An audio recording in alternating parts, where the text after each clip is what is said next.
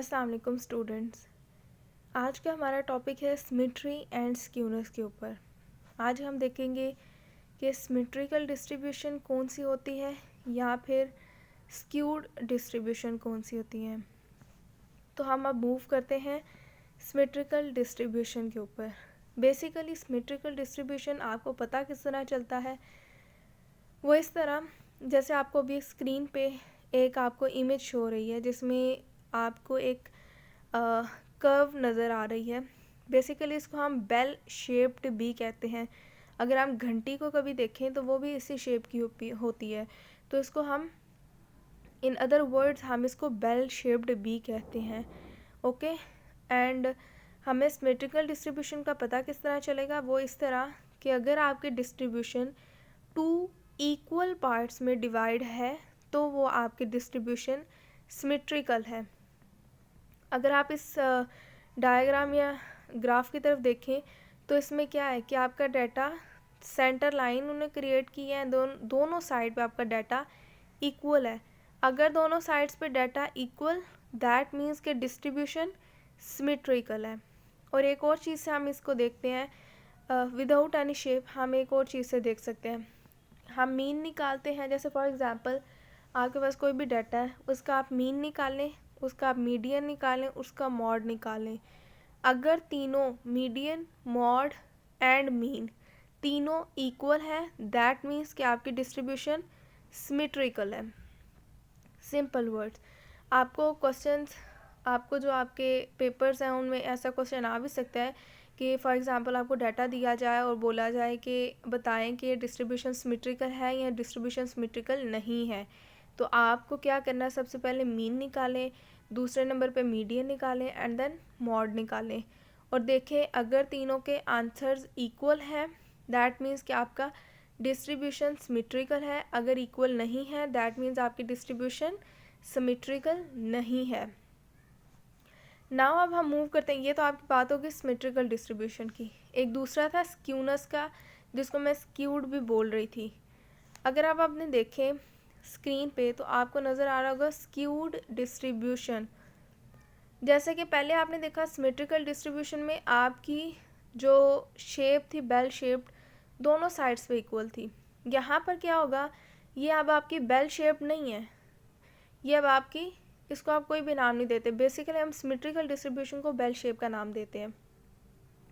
अगर आप यहाँ पर देखें, अगर पहले हम राइट स्क्यूड की बात करते हैं, which is positively skewed, positive skewness की बात करते हैं राइट साइड पे।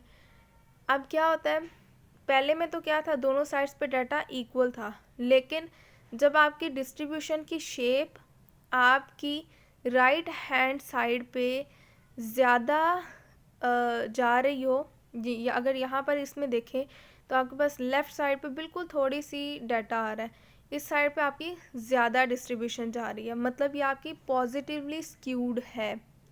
पॉजिटिवली किस सेंस में कह सकते हैं हम इसको, सिर्फ और सिर्फ याद करने के लिए। अगर आप देखें तो आपके सेंटर में ज़ीरो होता है और राइट साइड पे आपकी पॉजिटिव वैल्यूज़ आ रही होती हैं, लेफ़्ट साइड पे आपकी नेगेटिव वैल्यूज़ होती हैं। अगर आपकी डिस्ट्रीब्यूशन राइट साइड पे जा रही है, दैट मीन्स कि आपकी डिस्ट्रीब्यूशन पॉजिटिवली स्क्यूड है, क्योंकि उस साइड पे पॉजिटिव वैल्यूज़ थी, तो वो आपकी पॉजिटिवली स्क्यूड डिस्ट्रीब्यूशन होगी, या उसको पॉजिटिव स्क्यूनेस भी कह सकते हैं, या आप उसको राइट स्क्यूड भी कहते हैं। इसी तरह अगर दूसरे की बात करें तो उसमें क्या है कि उसकी राइट साइड पे तो आपकी डिस्ट्रीब्यूशन ऑलमोस्ट है ही नहीं, और लेफ़्ट साइड पे उसकी टेल ज़्यादा जा रही है। टेल मतलब उसकी जो भी लेंथ है डिस्ट्रीब्यूशन की वो ज़्यादा जा रही है। तो अगर लेफ़्ट साइड पे ज़्यादा है तो वो आपकी नेगेटिवली स्क्यूड होगी, नेगेटिव स्क्यूनेस होगी, क्योंकि लेफ़्ट साइड पे आपकी नेगेटिव वैल्यूज़ होती हैं। सो अगेन, अगर डिस्ट्रीब्यूशन 2 इक्वल पार्ट्स में डिवाइड है तो डिस्ट्रीब्यूशन सिमेट्रिकल होगी। अगर डिस्ट्रीब्यूशन राइट साइड पे ज़्यादा जा रही है तो वो आपकी राइट स्क्यूड होगी या पॉजिटिवली स्क्यूड। अगर लेफ़्ट साइड पे ज़्यादा है तो वो आपकी नेगेटिवली स्क्यूड कंसीडर की जाएगी। नेक्स्ट हम देख लेते हैं पॉजिटिवली स्क्यूड डिस्ट्रीब्यूशन। जैसा कि पिछली पिक्चर में बताया कि अगर राइट साइड पे ज़्यादा है तो वो आपकी पॉजिटिवली स्क्यूड होगी। जैसे मैंने सिमेट्रिकल में बताया कि अगर मीन, मीडियन, मॉड इक्वल हो जाएं तो आपकी डिस्ट्रीब्यूशन सिमेट्रिकल होगी।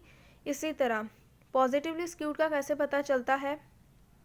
अगर मीन की वैल्यू ग्रेटर आ जाती है मीडियन से, मीडियन की वैल्यू ग्रेटर आ जाती है मॉड से, तो आपकी डिस्ट्रीब्यूशन पॉजिटिवली स्क्यूड होगी। सेम एज इट इज़ कि आपको इस तरह का क्वेश्चन भी आ सकता है कि बताएं आपकी डिस्ट्रीब्यूशन कौन सी स्क्यूड है, पॉजिटिवली है या नेगेटिवली है। तो आपने सिंपल ये चीज़ें निकालनी है, mean, median and mod, and देखना है कि उनके आंसर किस तरह आ रहे हैं। अगर मीन का आंसर बड़ा है मीडियन से, मीडियन का आंसर बड़ा है मॉड से, तो आपकी डिस्ट्रीब्यूशन पॉजिटिवली स्क्यूड है। नेक्स्ट हम देखते हैं नेगेटिवली स्क्यूड। नाउ जैसे पहले बताया कि अगर लेफ़्ट साइड पे टेल ज़्यादा है दैट मीन्स आपकी नेगेटिवली स्क्यूड है। इन अदर वर्ड्स हम इसको कैसे देख सकते हैं? अगर मीन की वैल्यू लेस देन है मीडियन से, अगर लेस देन है मॉड से, जो आपकी पॉजिटिवली स्क्यूड थी उसमें था कि मीन की वैल्यू ग्रेटर देन है मीडियन से, मीडियन ग्रेटर देन है मॉड से। इसी तरह इसमें क्या है कि आपकी अगर नेगेटिवली स्क्यूड है तो मीन की value less than median and median is less than mode. So ये तीन टर्मिनोलॉजीज आपने याद रखनी है। अगेन सिमेट्रिकल डिस्ट्रीब्यूशन के लिए mean is equal to median is equal to mode, positively skewed के लिए mean greater than median, median greater than mode, and negatively skewed के लिए mean is less than median, median is less than mode. So this is all about कि symmetrical distribution क्या होती है और skewed distribution क्या होती है या स्क्यूनेस क्या होती है। सो दिस इज़ ऑल अबाउट। इसका आपका ऐसा आपको इसकी बस वो पता होनी चाहिए, बेसिक टर्मिनोलॉजीज़। इसकी डेफिनेशंस मैं आपको प्रोवाइड कर दूँगी, अदरवाइज इसका ऐसा आपको सिर्फ कॉन्सेप्ट होना चाहिए। एंड देन नाउ एक और चीज़ आपके पेपर में या आपके सिलेबस में है जो कि it's the last topic of your chapter number 3 which is empirical relationship between mean, median and mod. मतलब कि आपका रिलेशनशिप क्या है मीन, मीडियन एंड मॉड का। जैसे आपने पीछे क्वेश्चंस किए थे, आपने वहाँ पर मॉड अलग से निकाला था, मीडियन अलग से निकाला था, मीन अलग से निकाला था। लेकिन यहाँ पर रिलेशनशिप में एक चीज़ आप देखें तो रिलेशनशिप में वो क्या है कि mode is equal to 3 median minus 2 mean. अगर आपके पास मीडियन की वैल्यू है, अगर आपके पास मीन की वैल्यू है, तो आप मॉड की निकाल सकते हैं। सो अगर नीचे क्वेश्चन देखें जो मैंने एग्जांपल के तौर पे इस्तेमाल किया, given that median is equal to 2, sorry जो मैंने गलत लिख दिया, मीडियन 4 था, यहाँ पर नीचे मैंने 4 पुट किया हुआ, ऊपर 2 है, sorry for that.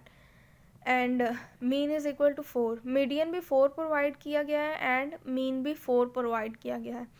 Find mod, तो आप क्या करेंगे, ऊपर जो मॉड के एम्पिरिकल रिलेशनशिप है आप उसमें डालेंगे 3 इंटू 4 मीडियन की value minus 2 into 4 which is mean की वैल्यू। सिंपल, पहले क्या करना है, हमेशा डिमास वर्ड याद रखना है अपने माइंड में, divide, multiply, add and subtract. पहले यहाँ पर हम मल्टीप्लाई करेंगे, 3 इंटू 4 12, माइनस 2 इंटू 4 8, और इनको माइनस करेंगे तो हमारे पास मॉड आ जाएगा 4।